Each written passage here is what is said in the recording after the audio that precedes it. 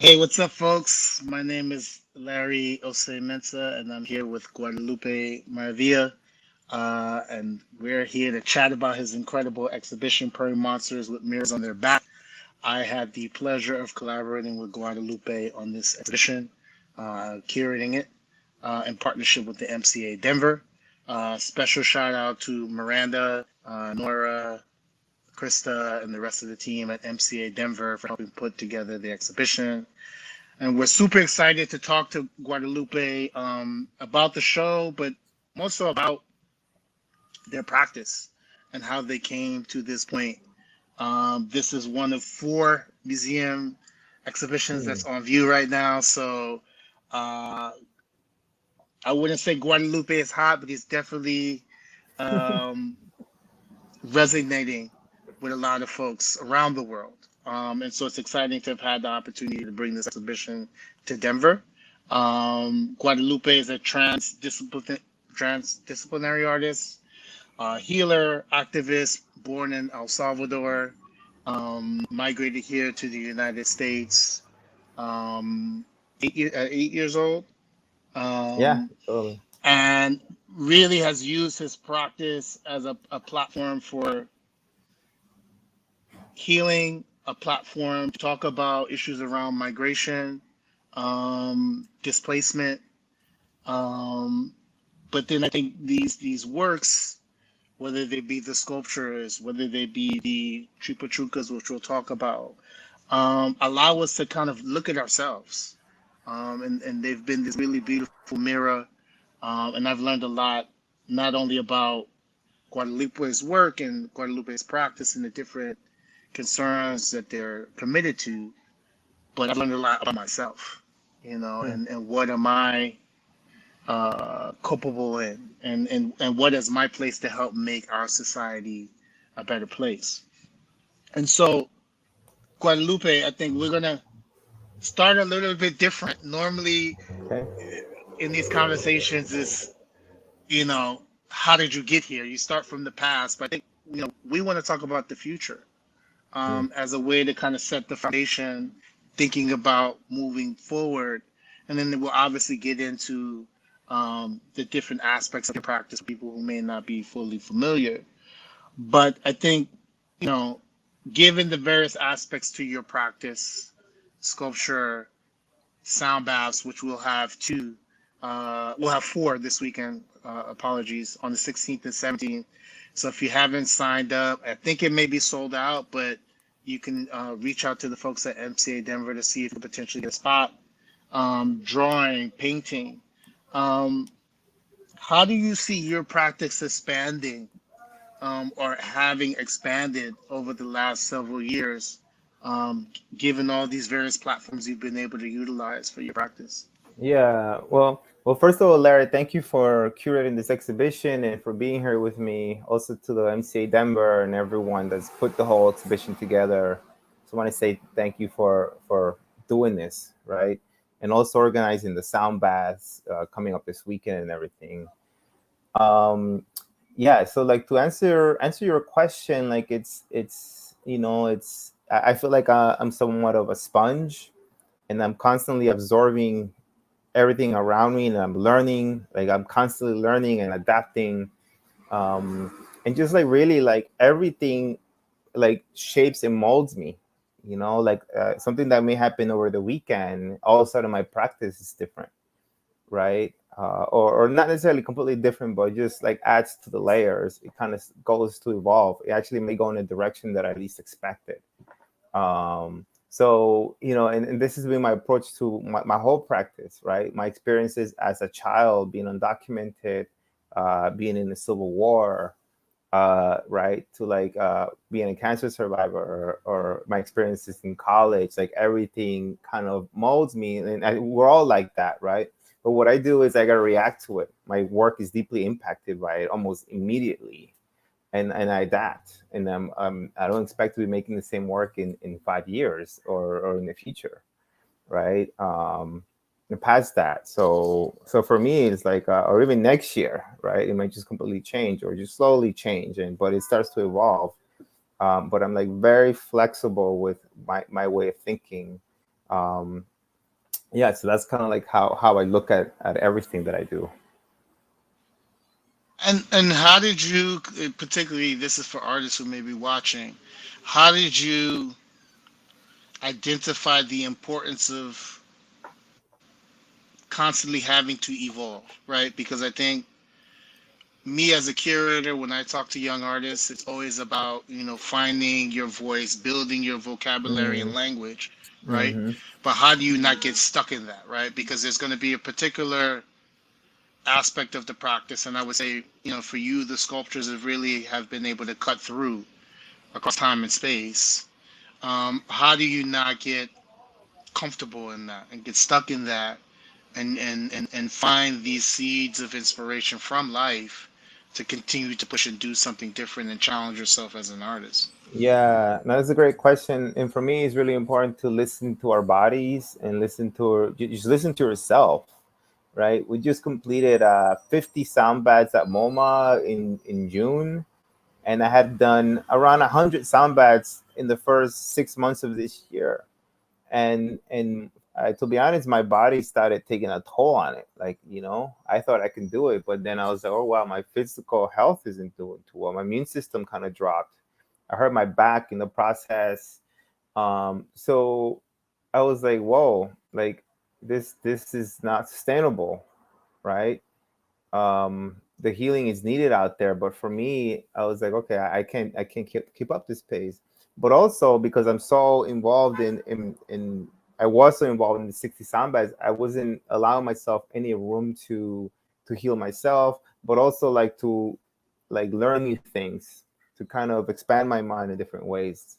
So all that was like put to the side because I just need to get to this marathon of just healing, right?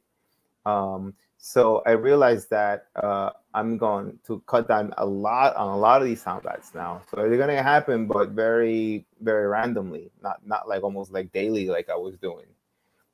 So that's what I'm saying. To is like really is important to like listen to ourselves, and this is talking about, but the healing is not any different than my approach to making us well. I don't believe in forcing anything. I think it's really important to just like let things natural. And there's certain things in life that you have to be assertive, and you have to be a little stubborn to make it happen. But like I don't really believe in forcing situations. Also, yet alone not forcing the work, right? Like I like my advice to younger artists is always like don't get stressed out over work. You can get stressed out about personal things and real life challenges, um, but don't let the work stress you out. That's when you're supposed to kind of separate yourself from all your problems and just be in this kind of bubble in your own world, and be in heaven, right? Like in your studio. So don't bring all that stress into the work, because then it shows in the work. I can tell when someone is stressed out when I look at the show or their exhibition. It just has this energy, right?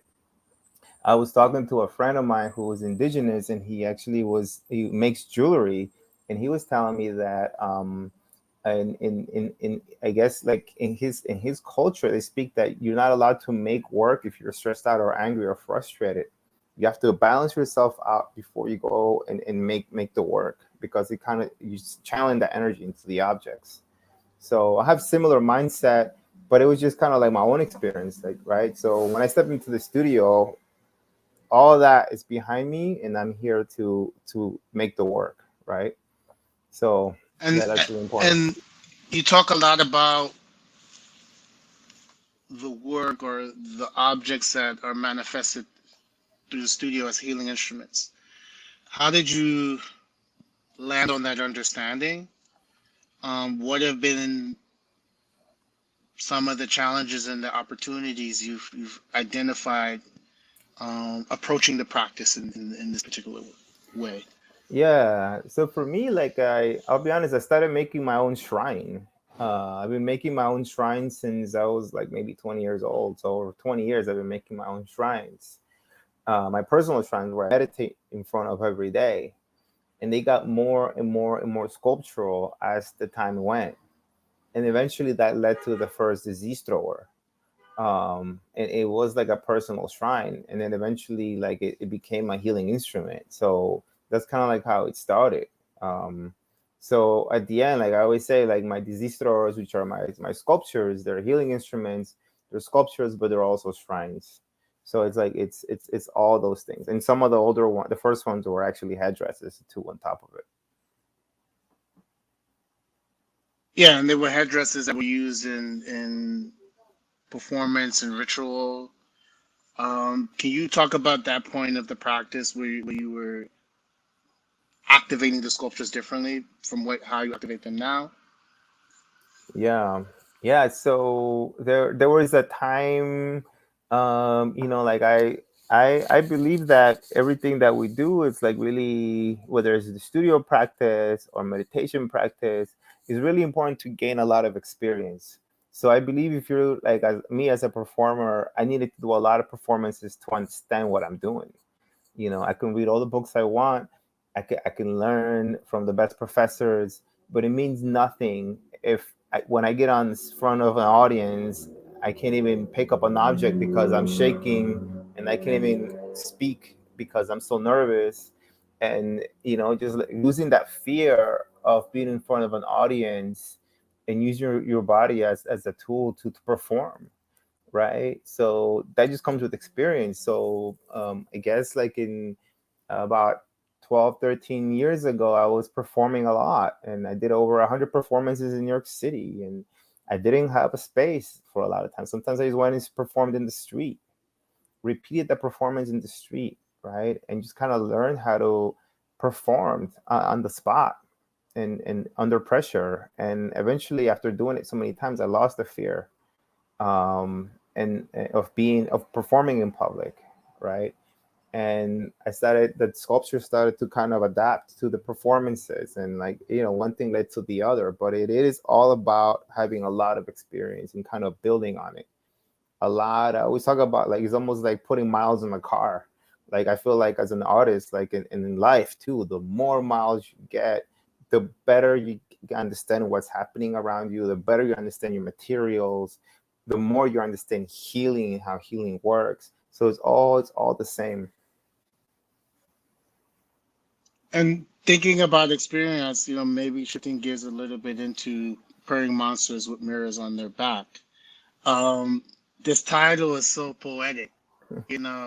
How did the title come to you? Because I'm one that always struggles to come up with titles for things, and I was just like always, I was just like, man, this is magic. Where did he come The from? No, so the with the titles, like I don't, when I first started making work, and it was really hard for me to. I used to go through all my books and like notes and just try to figure out what titles to use. And now they just kind of come at me, like whether I'm meditating or I'm driving my car, the thing just like comes and okay, that's it, right?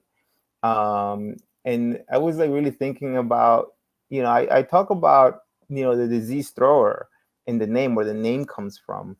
And the disease thrower, I wanted a series of sculptures that were fearless, right? They were like if you look at my ancestors and all a lot of the indigenous cultures from Latin America in the world, is like a lot of our gods, a lot of the deities from our cultures, they were fierce. They were like the feather serpent, there were dragons, there were like jaguars, like they were like or embodiment of like 20 creatures into one, with snakes coming out of their eyes and breathing fire and so on, right? But they weren't they were meant to protect the people, right? They were the deities. They were on your side, right? They were helping you uh, with everything, right? And meaning like harvesting or healing yourself or having rain for the crops and so on, right? So they were on your side to help you flourish and to continue your life, right? Uh, Cleanse you of evil spirits, whatever it is, right? So when I thought about it, I was okay, yeah. So if I want these healing instruments, I want them to be fearsome, like fearless and powerful. So the name disease thrower came from. So in a way, like I talked that they're healing instruments, they're shrines, um, they're sculptures, but to me, they're also like these monsters that are on our side. They're gonna help you heal. They're gonna protect you from evil energy or any toxicity that's in the world when they're being activated, right? So that's where the name came from. So the purring monsters with mirrors in their back refers to the purring of this sculpture, right? And the vibrations that they send out. And the mirrors on their backs are literally the gongs, like the shiny gongs that vibrate. So that's kind of like how that came from. Uh, and in the exhibition, we have several disease throwers. One that was specifically commissioned for the exhibition, but we also have the Chupa Chuca wall murals that you did in collaboration with Erico, and then also Mm. the digital paintings. Um, can you talk a little bit about the digital painting and the symbology that's present? You've already kind of alluded to what some of these deities, their presence in terms of protection and guidance, but you Mm. have some that are images that are recurring, and you're building your own mythology. And this actually is the first time you've presented, the work in this fashion in this exhibition, which is super exciting.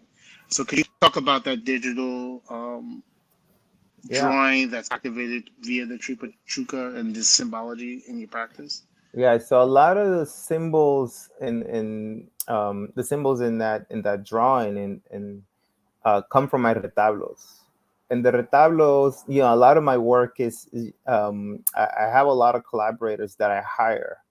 And part of the how actually the disease throwers come together is like it's important for me to retrace my migration route. I was part of the first wave of undocumented children to come to this country, and I traveled from El Salvador, Honduras, Guatemala, all the way through Mexico on foot by car, and for 2.5 month journey by myself, and people were helping me cross. So now, as an adult, as U.S. citizen, I go back to these lands and I collect objects, and these objects, I'm looking for a particular energy. I'm looking for a particular just animism, like right, particular energy that they carry. So I come back with a very expensive crystal or a plastic toy, and that's the energy that I want. And those are the objects that go to the Z stores. So when I retrace my migration route, I always talk to a lot of people, right? So I actually sometimes I hire a crafts person that's working on a specific thing that they do, and I ask them, can you make me this, right? Which is my drawing. Can you make it out of that material, right? And then I hire them, and then one thing leads to another. Next thing you know, we made 400 of them together, and those are the little details for the sculptures. Or in the case of the retablo painter, a retablo painter, retablos come from like their paintings from these devotional paintings that came from Europe. They're religious devotional paintings. So they came, I think, around from Italy and Spain and in that area there, and it was brought over to the Americas um, from the Europeans, and that took its own, it took its own rhythm here in Latin America, and evolved. Frida Kahlo was really influenced by these type of paintings. And traditionally in Europe, these paintings were like, okay, if a house were to burn down, they would go to the local retablo painter in the town and say, paint me this miracle that happened. I was able to take the chickens, save the chickens, and I want to thank Jesus Christ or Mary, whoever. And the painter would make this painting of the person and the chickens saying thank you to Jesus or Mary. And then they will have this new painting and put it in their home to protect the house. Right. So this kind of continued, excuse me, and it came to Latin America. So during my migration route, I came across a fourth generation retablo painter. So during my what do you call it, retracing my own migration route, when I was looking for objects, I came across a painter, and then I pretty much hired him to actually make these paintings. And basically, I gave him a complete digital like like a file, and then he copies it to the T, right? And in the beginning, we'll go back and forth 1,000 times over little details, like the top of the fingernail needs to be a little bit more magenta, or this tree is too dark green, make it lighter. But now we're so synchronized that like he totally gets like everything that I send him now. We're a lot faster. Anyway, so to go back to answer your question, so all those little icons that you see in that wall piece are excerpts from those retablo paintings that I have done. And I recollage them, and I'm kind of making them into my own cosmology, right? It comes from this retablo and from that retablo, and all of a sudden they just look very different when they're laid out horizontally on the wall. And then the Tripachuca game, this the metallic drawing that you see on top of it or around the images there. El Tripachuca is actually a children's game from El Salvador that I grew up playing. And this is a game that I would have a little notebook when I was crossing my original journey when I was coming from El Salvador to the US. And I had this notebook and I would play with everyone that kind of helped me cross. There were children, or there were the coyotes that were hired to bring me over. I would play with them. Sometimes grandmothers would watch me and take care of me, and I would play with them, right? So, and now for my exhibitions, it's really important for me to hire the museum, with the budget of the museum, to hire someone who has had similar kind of journey through, or just dealing with some immigration. Um, and whether it's the DACA recipients or someone who crossed, like from El Salvador, like I crossed, or from any part of the world, basically, someone that has dealt with uh, with having to flee their own country, and not having the proper documentation to enter another one, looking for safety. Um, any type of refugee, someone who's undocumented, someone that is escaping violence from their homeland or is being persecuted, all these beautiful people that I relate to. So I have the museum. With the museum budget, we're able to hire them for an afternoon and play this game on the walls of the museum. And before anything happens in the exhibitions, it's vital to have that in there, because it almost creates the energy of the space that I want, right? So it's an exchange between two people that had similar journey, an exchange of of just like sharing the space with someone, right? It becomes a drawing, it becomes a fingerprint, almost like a labyrinth, a connection between two people, and it's really beautiful. And when we're playing the game, it's been really beautiful. I've been bonding with everyone so far. So I had a beautiful experience with Erico that helped, who helped me with this drawing and all the drawings in the space. And it's just like really kind of it's a really beautiful way, especially when I'm traveling to a new place that I've never been, to at least connect with one or two people that are from that space, from that place. And obviously, collaboration is a central part of the practice. I mean, beyond creating microeconomies for artists in these different parts of the world, what are you learning through this process? These individuals are committed to a particular craft, and I guess, what's the learning exchange look like, and how does that maybe seep in to other aspects of the practice? Yeah, I mean the thing is I can actually paint myself, right? So I can sit here and just make the paintings myself, but I for me it's really more important about the exchange that I have, or the impact that this microeconomy that I'm creating can have on a person, right? I can't save the world, but actually can hire this person full time and give them a full time job where they can have a very yeah, they can be very productive on with their own work. The part of it also is that, all these old traditions, whether like there's a particular craft or a particular type of painting, like the tablo paintings, they're all dying out all over the world, because traditionally this would kind of be like something you could pass on to your child. But now these new or younger generations they don't want to be a retablo painter, or making little beaded curtains, or earrings or whatever. They want to actually make more money, and they get a job as a computer tech, or like they go to school, and they don't care, right, about making some not so lucrative kind of job in the street, when they can go to college, or get a tech job somewhere. So a lot of this worldwide, all these beautiful types of crafts from all our countries are slowly disappearing. And also now with the pandemic, a lot of them have been really wiped out because like there's no tourism in a lot of places. They had to revert to other ways to make money. And so so in a way, like if this is like a way to support this old traditions to continue, like building these microeconomies. And obviously I can't save all of them, but whatever it is, whatever little impact that I do with my microeconomy, I think it's doing something.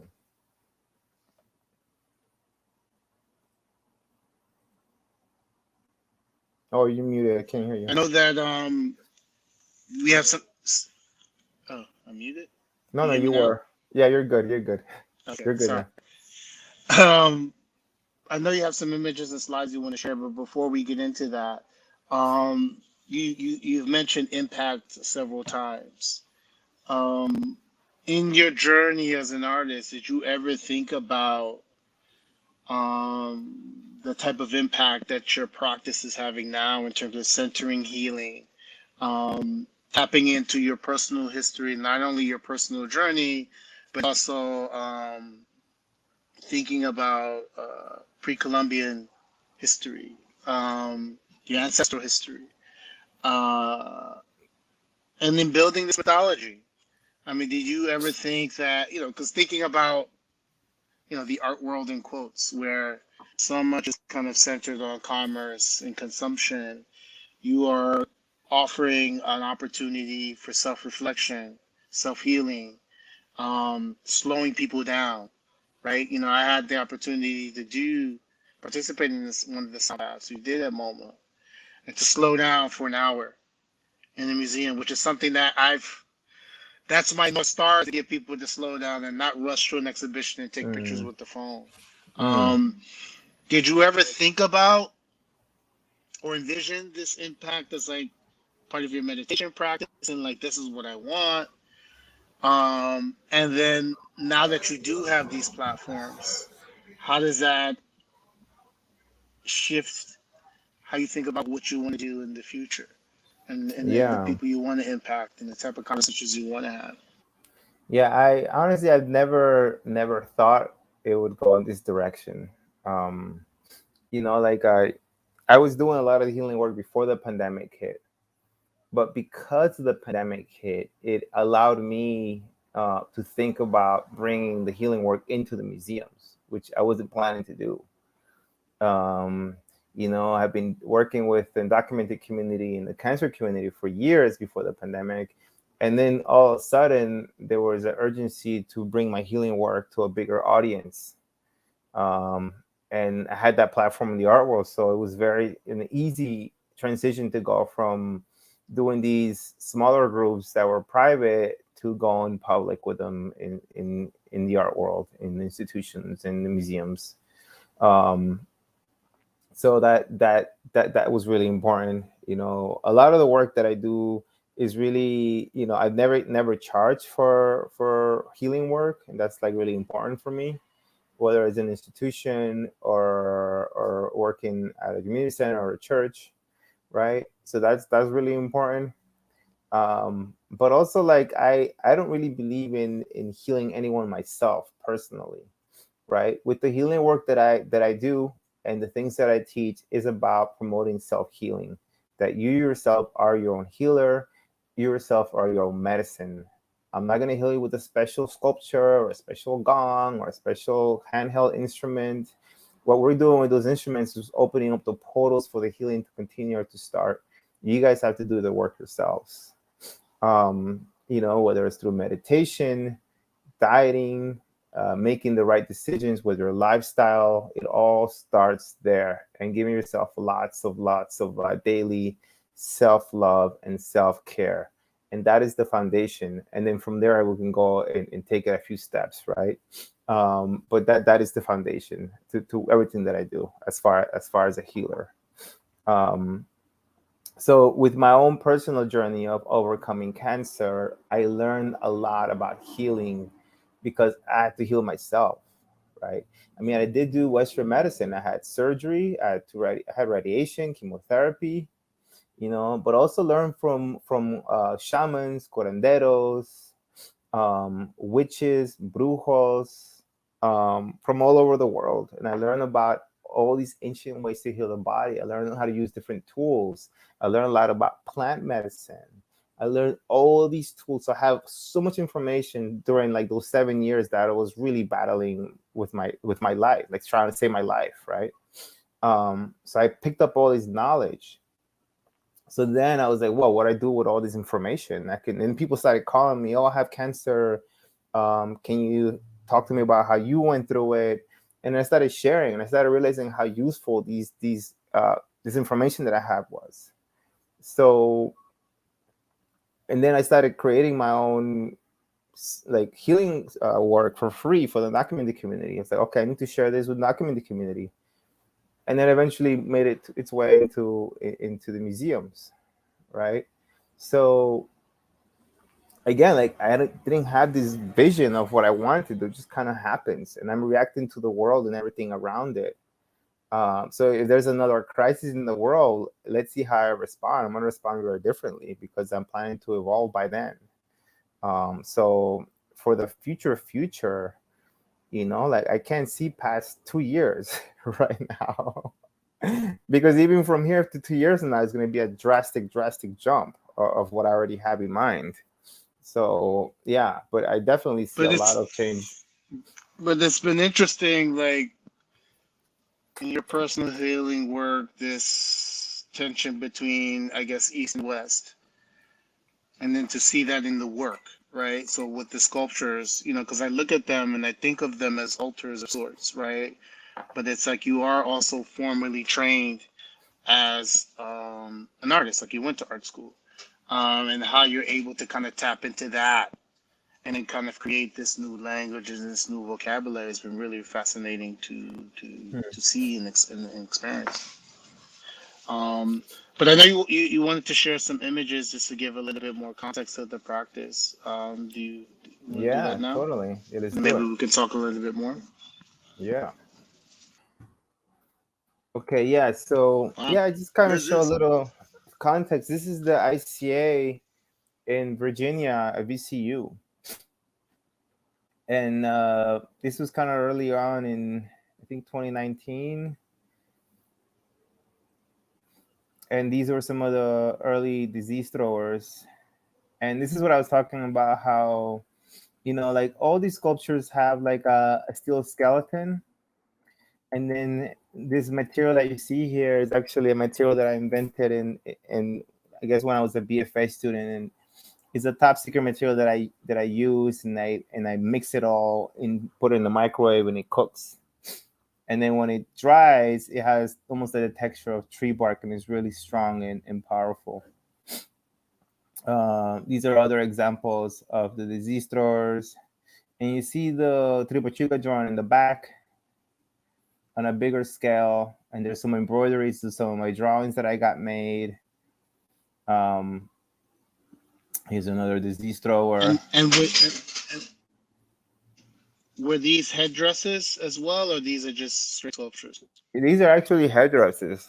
Um, they were never worn because they were supposed to be used for a really large performance, and then the pandemic happened, so that never really happened. The whole world shifted, so I never got to actually activate them as headdresses. But we fully had rehearsed, and it takes about 4 people to wear one of these. So it's not just one single person wearing it; it's 4 people. And so these are some of the objects that I collect during when I retrace my migration route. Sometimes this is just like a broken hand that I found like in a flea market. And yeah, here's more examples of the tripachuca and the different types of disease throwers. A lot of them, most of them actually have like these plastic anatomical parts that also reference like different types of illnesses of friends or people in my family.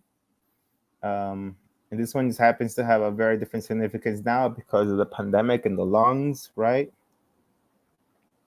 This one actually found this anatomical model of a breast that had cancer tumors on it. And actually, yeah, I used that. And it was someone in my family that had breast cancer. So I dedicated that piece to her. This one has a volcanic rock You know, I had someone in my family that had heart problems, a heart attack, right? So that's this one. Yeah, so like there's like a lot of layers. This was at the ICA in Miami. This is a really good example of the Tripachuca drawing here on the wall and some of the embroideries of my drawings that I got made.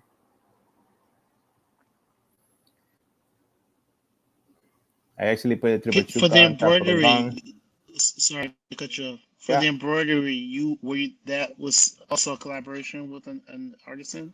Yeah, it's collaboration with an artisan in Mexico, and I would give her the drawings, and she would do the embroidery work. And we had a really beautiful relationship. Unfortunately, she passed in the middle of COVID, and she was actually working on a Oh, bunch of sorry to new hear that. ones. Yeah, and yeah, it was very very difficult because we had built a friendship over it. So it was really sad that we lost her. She was really special, and honestly, I stopped doing them just because like it's I was really kind of attached to her in this way, and she had a very special hand that so I just kind of stopped making the embroideries after she passed. This one is also this disease thrower has a Cambo frog on it, and it's like the frog represents. I actually used this a 2,000-year-old medicine from the Amazon, which is the poison of a frog, and I used this to remove the chemotherapy that was in my body after I had overcome cancer. But you know, this is another thing that often doesn't get talked about. After cancer, if you use Western medicine, a lot of that medicine or chemotherapy, radiation, whatever it is that's in your body, it can also stay in the body and live there for a long time. So I use this poison from a frog with a shaman to remove these toxins from my body. So I dedicated a whole sculpture to that frog. Um, And then I see that some of the gongs you activate with Chupa Chuka gestures. yeah, some of them actually have the Tripa Chica drawings on the front, and then we play the back of them when we activate them. This is thrower number one, and this one has the column, and yeah, so that's referring to my own cancer there. Also at the ACA in Miami was shown. And so before the pandemic, I was working with communities in a documented community here in New York City, and I was able to rent a space because I got a grant, a source grant, and I was able to rent the space, and I would do this private sound baths for the documented community, and I was able to hire practitioners and healers of all sorts. I brought in here's a herbalist, here's someone doing a cacao ceremony. I brought in shamans. I brought in someone from the city of New York that taught us where to buy affordable organic produce. And I brought in people that taught us how to do yoga, like all the basic stuff, but also like acupuncture and just like a nutritionist to learn how to eat properly and like how what healthy eating is. I actually learned a lot myself, so it's like really taking notes. We'll have conversations about our struggles. It's something as simple as it may sound simple, but it's not. Of like not having a good night's sleep and how important that is for the body and the spirit and our mental health, right? And how to overcome that, how to get better sleep, to like really serious problems. And if I didn't have an answer, then the practitioner next to me might. So, and we brought a therapist that talked to us. Here we're making tinctures. Here I am playing some of the instruments. Here one of the herbalists was taking us to the street and showing us the medicinal qualities of just the weeds that are growing in the parks. I mean, in the street or in the park. So this was going on for 2 years before the pandemic hit. And then at the end, we will close out by having a beautiful conversation. And I would hire a Salvadoran chef that would talk about indigenous cooking and nutrition to us. And we'll sit in a circle and keep continue the conversations. There's acupuncture and playing the gong. And right after that, the pandemic hit, and it was a very challenging time because everyone that I was working with over the last couple of years was undocumented, and they lost their jobs immediately because they were depending on people for whether they were making deliveries, those stopped, or taking care of homes. They couldn't do that anymore because everybody was home, or any kind of childcare. It wasn't needed anymore because everybody was with their kids. So they automatically lost a lot of the work, and they were all reaching out to me asking me if I was able to get them work, and I was like, "Whoa, I can't." I'm like, I was myself stuck at home. There's not much I can do. So I got my stimulus check and split it into four, gave it to four families, and this was distributed. And then I put it on my Instagram, and then people started giving me money, and then more people from outside the community started reaching out, asking me if I can help them. And I would just take a phone call, and I would just ask them, "What do you need?" And that's it. And next thing you know, I would try to drop it off, or I had my friend drop it off, and we were just distributing money like this. So in a 4 month period, I was able to raise over $80,000, and I was just giving people cash. You know, I just asked a few questions and then just kind of gave it to them. Um, and It's incredible. this went on for a couple of months. But And go ahead. was this a mix of people from obviously your immediate network, but were there collectors or people from the art world that were also supporting Oh yeah, no. Oh, or everyone from attempting the to art support? world. Yeah, it was really beautiful. The majority of the money given to me were all by artists or just from the art community that follow me on Instagram. All types of people donated, but my main circle is the art world. So it was really beautiful that artists and all types of people were giving me money. It was super awesome. But it got to so the money came in flow. So there was times I didn't have any. I would just give it all away. But then it got really difficult at some point, especially during the dry moments when people were calling me. And I remember one day in particular that really affected me was like there was like a woman that called me. She said, "I'm a single mom with three kids. We don't have any money. We have zero. Can you help us?" And I was like, "Okay, how much money?" She goes, "If you can send me 350, that'll help so much." And I didn't have that, so I said, "Okay, I'll give it to you the next money that I get." And then there was this person that called me, and she goes, "Look, I'm a trans woman, and I'm in a very toxic household. I need to get out of here. Can you help me?" And and in my head, I'm like, "Okay, who do I?" And then some money came in. I had like $300, and I was like, "Okay, who would I help first?" Right? And then I was like, "Wait, how did I get in this position that I'm responsible? I'm helping these two people here, and how has the state failed everyone that's calling me right now? And how does government failed all these people?" And I was like, "Well," and then I couldn't even sleep that night. So I cut it in half and gave them 50-50 each. And then some more money came in. I was eventually able to help them both like in a week. But that was like really hard. And then that's when I came across someone recommended me to go meet Juan Carlos Reese, who's a pastor who was formerly undocumented in a church here in Brooklyn. He was feeding like 3,000 people at once. There's a really beautiful article in New Yorker about him, the renegade priest. So I just decided to just start working with him, helping him out, because I couldn't sustain what I was doing on my own. So what I was doing is like I was everything from delivering food to having helping him put together a garden on the roof of the church, and then the money that I had, I was buying 1,500 pounds of grains per week.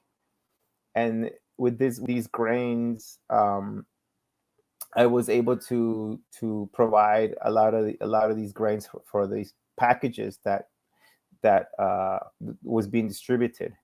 So these giant bags of rice, we'll make them into smaller bags and distribute them into the boxes and the beans and the maseca flour, right? So that was happening, but also what was really beautiful is that the pastor allowed me to continue my healing work in the church, and this was before being vaccinated.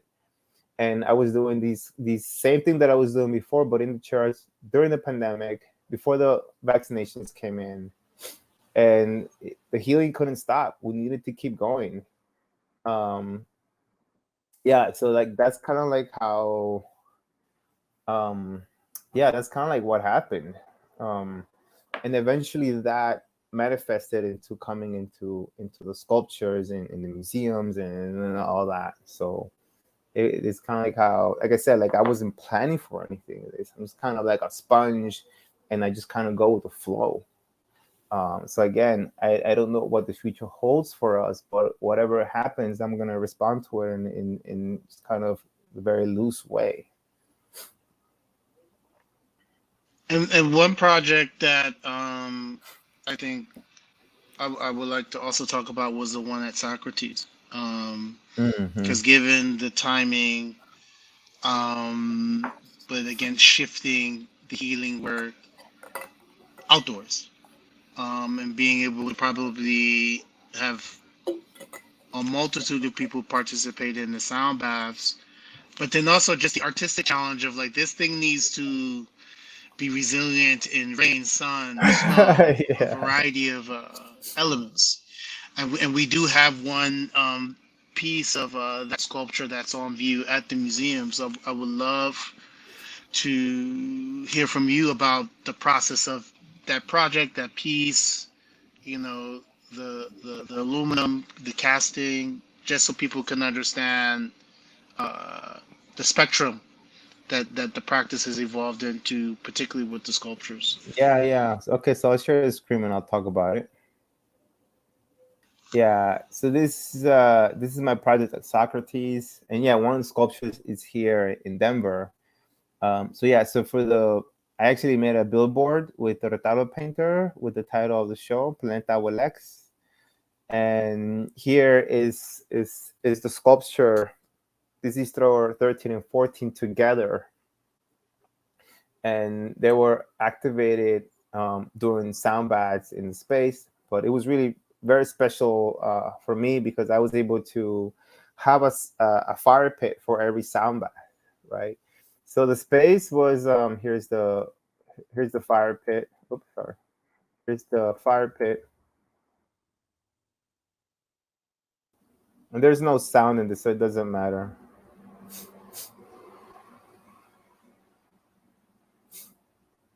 And can you talk a little bit about the objects in here? So you have the crab representing Cancer, but then Yeah, you have, I think corn, I think yeah, squash, yeah. different No, kind of so vegetables also that are like casted. yeah. So I'll get into all that.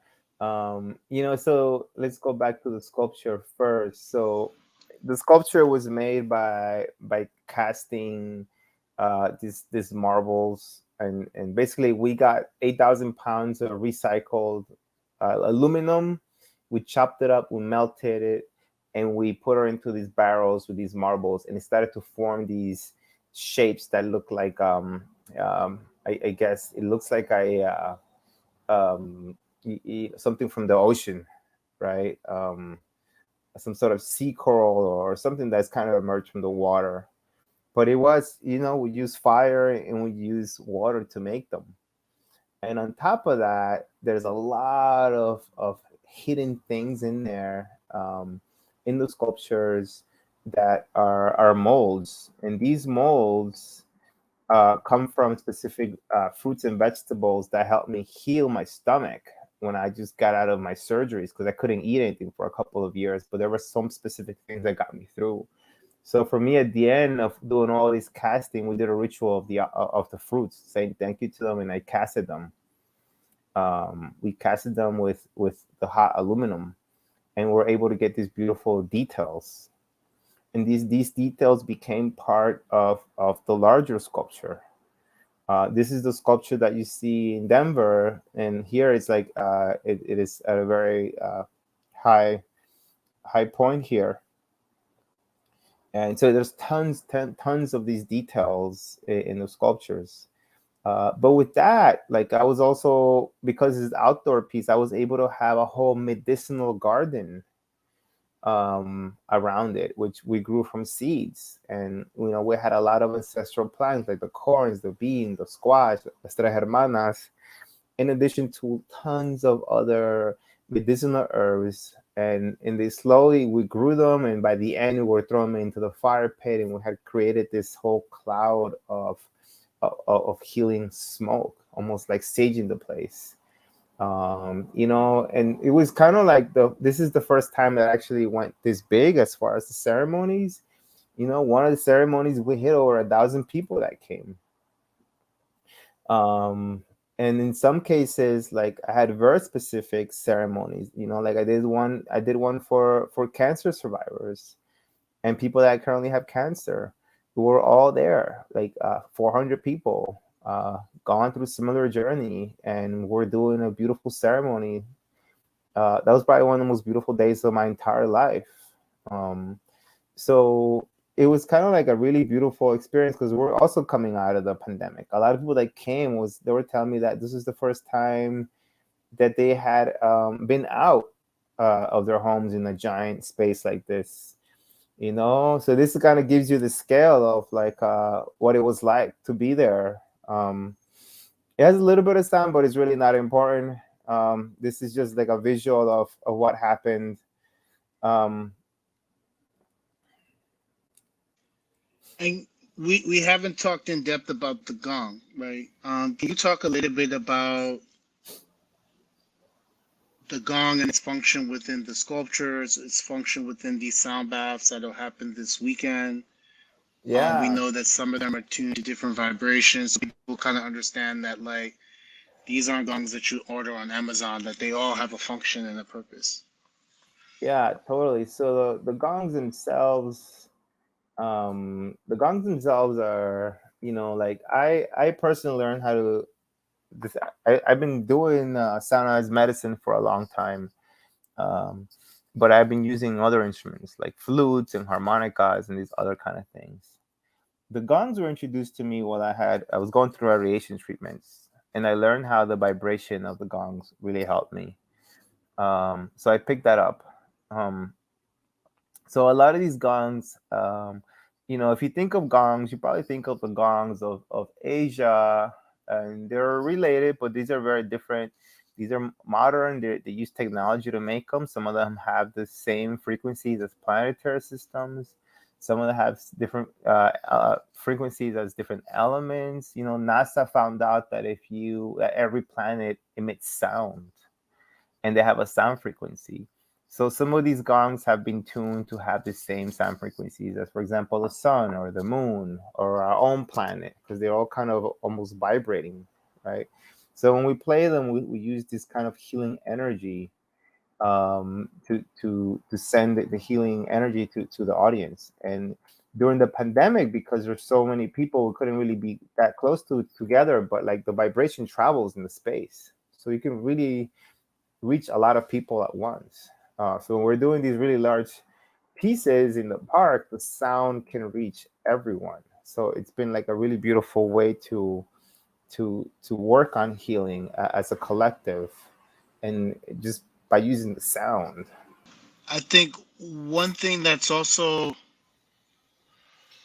interesting, and we've alluded to it at a number of points in this conversation, is this place, location, right? So Mm. whether it's a place like, where you're collecting objects, whether it's retracing your steps, whether it's,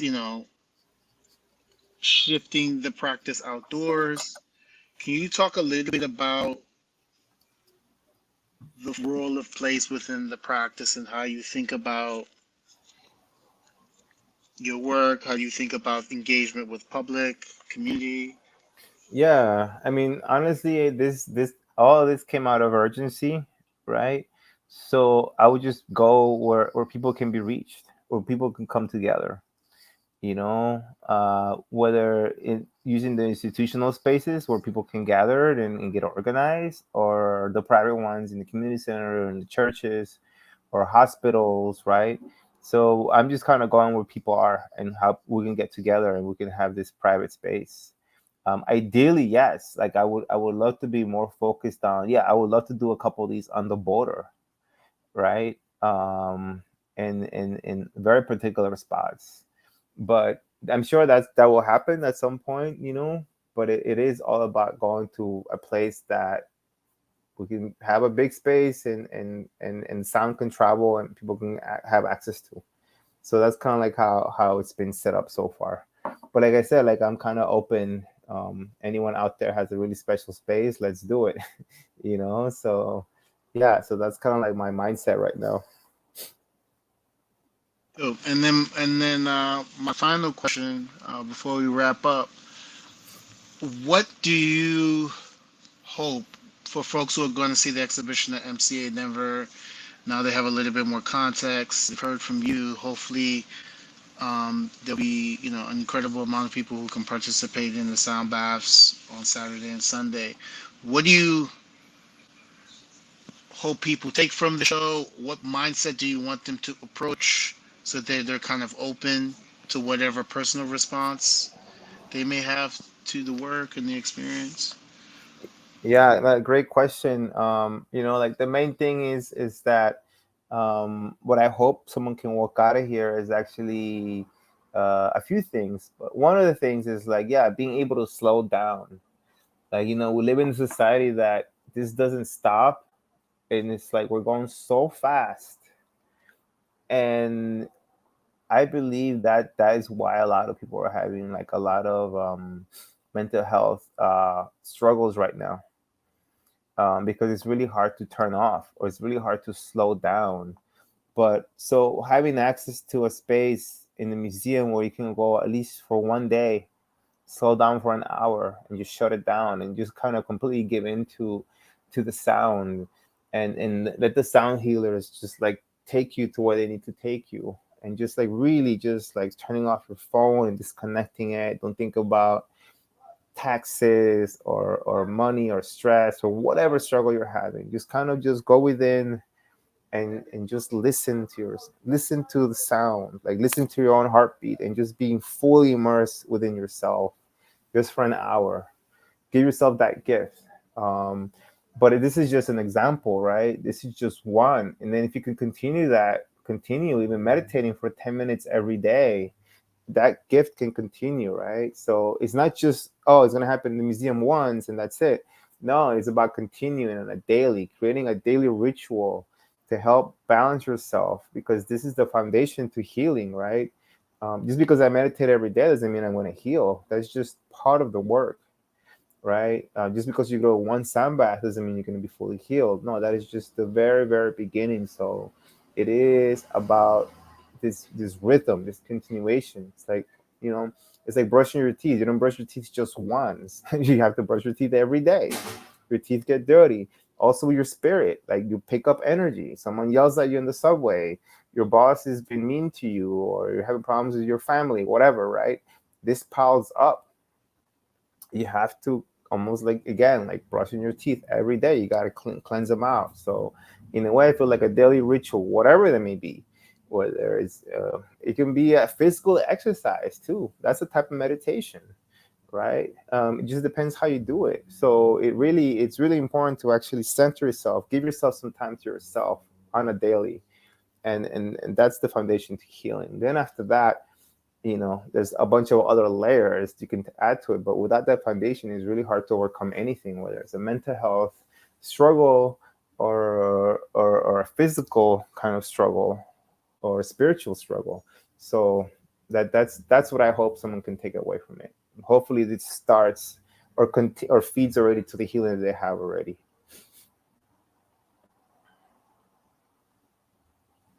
Amazing. Thank you. Thank you, Guadalupe. Thank you to the audience for spending time with us today. Thank you to the team at MCA Denver for collaborating with us.